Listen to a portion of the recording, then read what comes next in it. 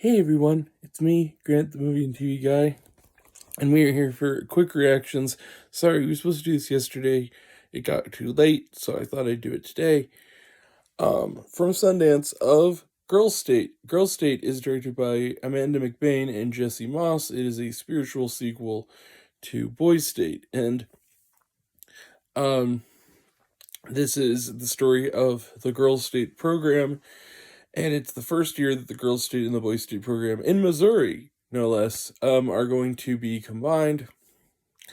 And it's about these various, young women between the ages of, I believe it's like 12 and 17. For 1 week, will create a government from the ground up and deal with the inequalities between their group and the Boys State group. Various personalities will form from it. And yeah, so I was a big fan of Boys State. I thought it was a terrific documentary and made my best of list in 2020. As for Girl State, I think this is a perfect follow up. This is also going to be up there for 2024. Yeah, I love this film. I thought this was a terrific companion piece to Boys State.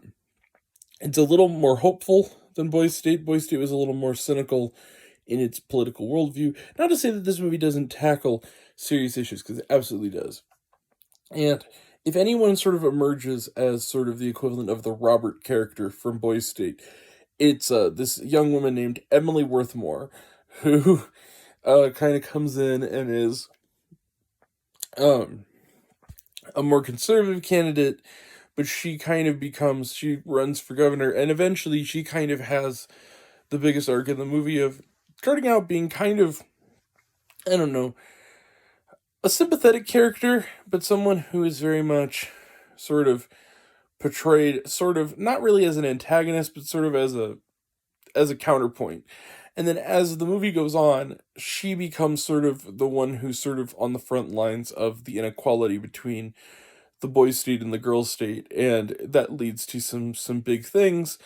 She's a really interesting sort of protagonist. Also, there are other characters in this film that I think are also really compelling. One by the name of Faith, who is sort of the rival of Emily pretty directly. There's a young woman named Cecilia who becomes sort of a favorite for the governor position. And there's also a young woman named Nisha, who sort of is this sort of introverted, quiet young woman who admits on camera that social skills are not her best thing, but who begins a friendship with a young woman named Brooke, and the two of them kind of start to run for the Supreme Court of Girl State. This is a really interesting film. I really like the idea of showing, what I love about this film and what I love about the original film is the idea of showing the political landscape in a microcosm with young people. I like this idea of these youngsters who kind of come together to sort of, create this whole political landscape within this, small area of this, like, basically this camp. Yeah, I love this film. I think this is a great film. It should go right up there with Boys State. I believe it is getting a limited release on April 5th, so look out for it. We'll have a full review closer to then, but yeah, Girl State gets 5 stars plus.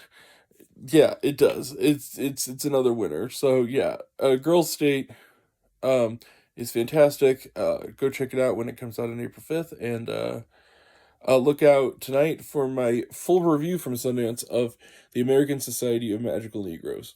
Take care. See you around, everyone. Bye.